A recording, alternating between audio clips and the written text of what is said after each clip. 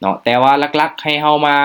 เบิ่งกราฟในปัจจุบันทุกคนเนาะเฮาสังเกตเห็นเลยเนาะเพราะว่าย้อนหลังที่ผ่านมานี่มันเป็นไซด์เวย์เนาะเขียวแดงเขียวแดงเขียวแดงสลับเนาะ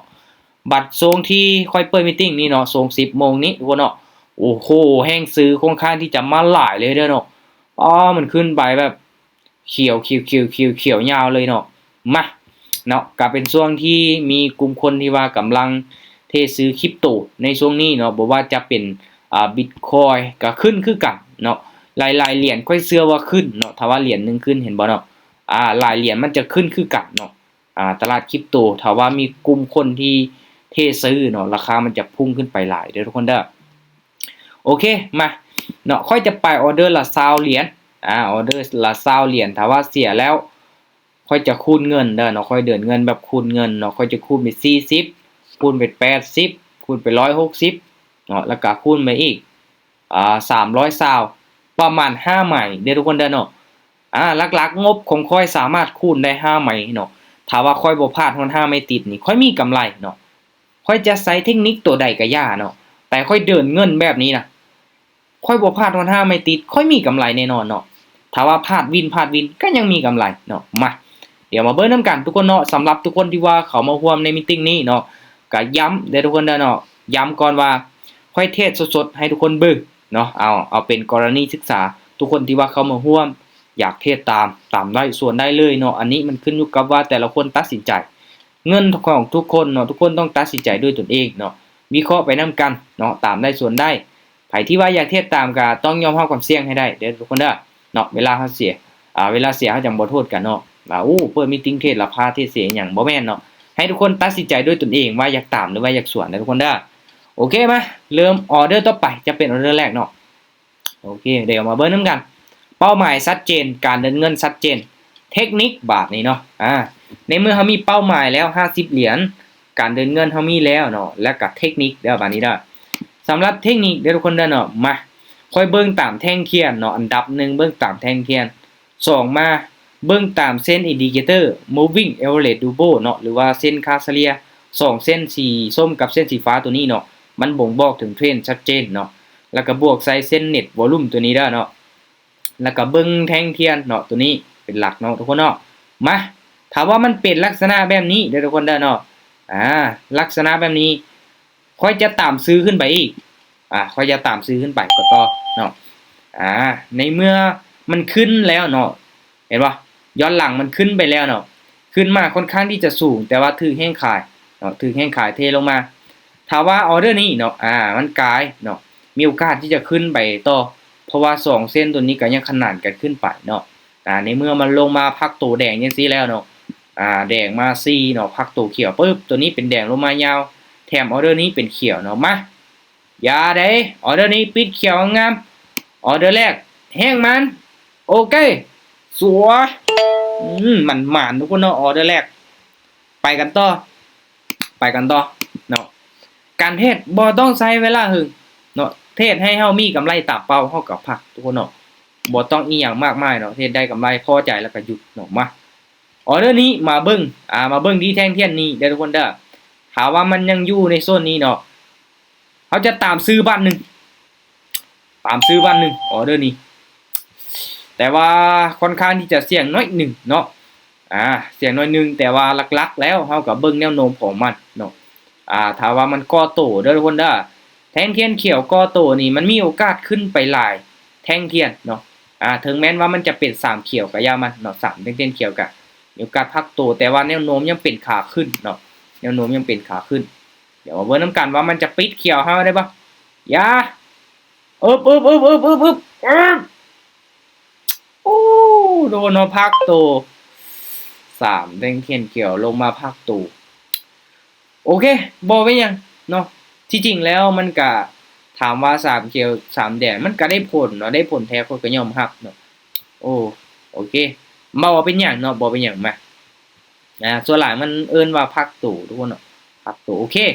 ปรับเงินเนาะออเดอร์นี้ทุกคนถ้าว่ามันลงมาแดงจังซี่ค่อยจะตามซื้อขึ้นไปอีกเด้อเนาะตามซื้อขึ้นไปเนาะถ้าว่ายังอยู่ในแนวโน้มลักษณะแบบนี้ใจเย็นเนาะบ่ฟ้าวตามขายเถื่อมีโอกาสสลับขึ้นไปเขียวได้เดี๋ยวมาเบิ่งนำกันหรือว่าแห้งขายจะเทลงมาหลาย มีโอกาสอยู่ได้เนาะปึ๊บเบิ่งจากเส้นเน็ตวอลุ่มตัวนี้เนาะเส้นสีขึ้นลงมาแห้งแท้เนาะโอ้ยน่าจะหลุดเส้นสีฟ้าตัวนี้ลงมาทุกคนเนาะแสดงว่ากลับโตลงมาเนาะบ่เป็นสลับทุกคนเนาะบ่เป็นแดงๆสลับขึ้นไปโอเคเนาะปึ๊บลงมาพักตัวปึ๊บโอเคมาซูมเบิ่งย้อนหลังบาดนี้เนาะยังบ่จำคักเนาะโอเคทุกคนเนาะถ้าว่ามันลงมาหลายแล้วเนาะแดงเทียนแดงลงมายาวจักซี่ก็มีโอกาสพักตัวเขียวได้เนาะคูณเงินไหมที่3เนาะออเดอร์นี้ทุกคนถ้าว่าแดงลงมายาวจักซี่ซื้อว่านึงมาจัดซื้อขึ้นไปเลยออเดอร์นี้ลงมาจับละเนาะค่อนข้างที่จะใกล้แล้วเนาะจับจุดเก่าเนาะเห็นบ่ตัวนี้เนาะปึ๊บโอเคมาลุ้นมานํกันว่ามันจะพักตัวได้บ่ก่อนที่ว่ามันจะลงเนาะทุกคนเนาะแน่นอนถ้าว่ามันลงมายาวจังซี่นี่มันต้องพักตัวเขียวเนาะถึงแม้นว่าเฮาจะออเดอร์ซื้อเนาะซื้อไป2ไม้เฮาต้องซื้อให้สุดไม้ที่3มันต้องตามเนาะเอาพักตัวเขียวงามๆก่อนออเดอร์นี้ก็จังซั่นล่ะบ่โอเคสวยทุกคนเนาะเห็นบ่ถึงแม้นว่าเฮาจะพลาดเนาะเฮาก็คูณเงินขึ้นไปเนาะ20 40แล้วก็80วินหลังจากที่วินเฮาก็กลับมาเดิน20อีกคือเก่าเนาะมาโอเคทุกคนเนาะถ้าว่าแท่งเทียนนี้เด้อมันเป็นเขียวเด้อค่อยจะตามขายมาลุ้นมานำกันโอเคตามขายมั้ยเป็นแดงก็ตามขายมั้ยออเดอร์นี้นี่ที่จริงแล้วเนาะเที่ยงเนาะแต่สาเหตุที่ว่าค่อยตามขายเด้อทุกคนเด้อทุกคนมาสังเกตเบิ่งเส้นสีส้มตัวนี้เนาะมันเริ่มตัดเส้นสีฟ้าลงมาแล้วเนาะถ้าเป็นไปได้นะค่อยอยากให้มันขึ้นเป็น2แทนเส้นเขียวเนาะ2เขียวนี่มั่นใจว่ามันจะลงมาแดงแต่ตัวนี้นี่มายังขาดกันยังมีอยู่เสื้อมันว่ายังมีเนาะจุดนี้จุดที่มันตัดกันลงมาติอย่าสลับแดงน้อยกะแดงโอเคเห็นบ่ทุกคนเนาะจุดทำมาหากินเด้อเนาะ2เส้นตัวนี้ทุกคนสังเกตมึงเลยเนาะถ้าว่าเส้นสีส้มมันเริ่มตัดลงมานี่มันจะเป็นแนวโน้มขาลงเนาะเส้นมันตัดขึ้นไปมันจะบ่งบอกถึงแนวโน้มขาขึ้นเนาะโอเคลงมาไซด์เวย์คือเก่าเนาะขึ้นแฮงลงแฮงโซนนี้ทุกคนเนาะโอเคกำไร58เหรียญเนาะ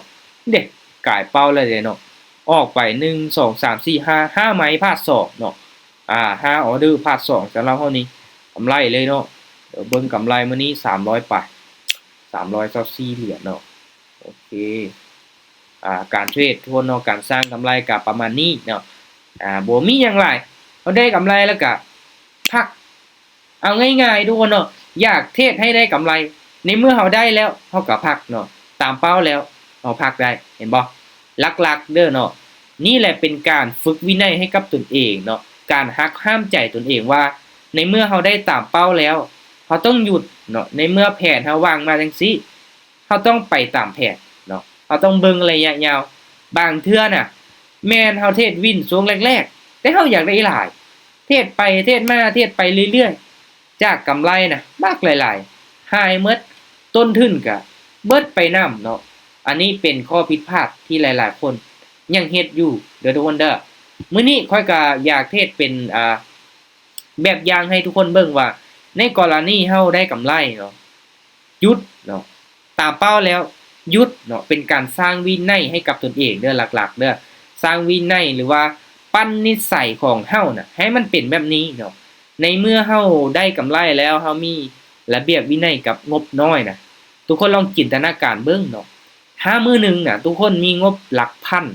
ทุกคนมาเทศเก็บเอาฮอบละ100เนาะฮอบละ100ฮอบละ100ทุกคนได้มื้อละ300 400 500เห็นบ่ทุกคนก็มีวินัยเนาะถ้ามื้อนี้งบหลัก10หลักร้อยทุกคนยังสามารถควบคุมตัวเองได้ยังสามารถหักห้ามใจตัวเองได้เนาะงบหลายทุกคนก็จะมีวินัยคือกันนะทุกคนเด้อเนาะอันนี้หลักๆเลยเนาะโอเคทุกคนเนาะสำหรับมื้อนี้เด้อหลักๆนี้อยากให้ทุกคนเบิ่งตามเทรนด์เนาะตามเทรนด์ก็คือถ้าว่ามันเป็นขาขึ้นเนาะขึ้นมาสูงนี่เนาะแน่นอนเนาะมันขึ้นมาสูงจังซี่นี่อย่าตามซื้อเนาะมันเบิดแล้วเนาะแฮ่งซื้อนี่เริ่มเบิดแล้วเนาะแฮ่งขายเทลงมาปึ๊บถ้าว่ามันลงมาเนาะแท่งเทียนมันยาวๆๆลงมาจังซี่เห็นบ่คือตัวนี้ลงมา1 2 3 4 ถามว่ามันลงมา4แท่งเทียนแล้วตัวนี้มันยาวเป็นพิเศษมันลงมายาวกว่าหมู่นี่เห็นบ่แห้งซื้อมันเข้ามาเลยเฮาสังเกตเบิ่งง่ายๆเนาะตัวนี้กอโตขึ้นไปยาวปึ๊บเห็นบ่แท่งเทียนเขียวยาวปึ๊บแม้ในเฮากดขายลงมาเลยทุกคนเนาะมีโอกาสเนาะมีโอกาสชนะหลายกว่าเนาะถ้าว่าในกรณีที่เฮาตามซื้อเนาะ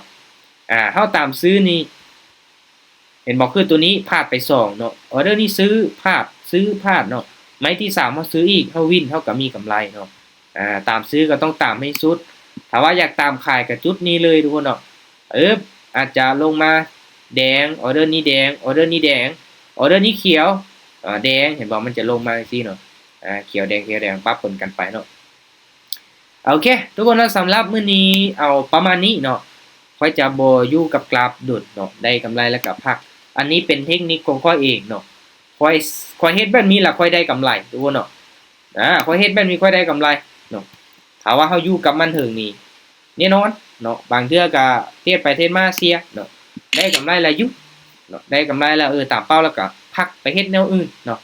ไปฟังคลิปไปอ่านหนังสือเนาะพัฒนาตนเองทางด้านอื่นๆทุกคนเนาะการเทรดเฮาบ่จะเป็นต้องนั่งเฝ้าหน้าจอเบิดมื้อเบิดเว้นเนาะได้กำไรบางเทื่อเฮาก็ถอนไปซื้อหั่นซื้อนี่เป็นรางวัลเป็นของขวัญให้กับตนเองเนาะเฮาก็ภูมิใจที่เฮาหาเงินได้เนาะอาชีพนี้แน่นอนทุกคนเนาะมันมีคนที่ว่าหาเงินได้เนาะแล้วก็มีคนที่เสียเงินในเมื่อเฮาได้แล้วเนาะเฮาก็ต้องเฮ็ดแบบใดก็ได้เนาะให้เป็นกลุ่มคนที่หาเงินได้ทุกคนเนาะหักห้ามใจตัวเองสำคัญทุกคนเนาะควบคุมความโลภเนาะทุกการลงทุนทุกคนเนาะมันก็มีความเสี่ยงให้ทุกคนศึกษามันดีๆเนาะก่อนที่ว่าจะตัดสินใจเข้ามาลงทุนเด้อโอเคเนาะสำหรับไผที่ว่ามีหยังอยากถามก็ถามได้เด้อทุกคนเด้อเนาะทักไปถามค่อยได้มีหยังอยากปรึกษาเนาะโอเคฝากติดตามช่อง YouTube ช่อง TikTok เด้อทุกคนเด้อเดี๋ยวจะเอาคลิปความรู้ลงไปเรื่อยๆเนาะเกมวันนี้ถือว่าขอบใจทุกคนที่เข้าร่วมเด้อไว้เป็นมื้อหน้าทุกคนเนาะหรือว่ามื้ออื่นมื้อฮื้อเนาะเดี๋ยวค่อยจะแจ้งลงไปว่า แจ้งลงไปว่าจะมีเทรดโมงใดเนาะโอเคบ๊ายบายทุกคนเนาะสำหรับมื้อนี้เจอกันใหม่มื้อต่อไปเด้อ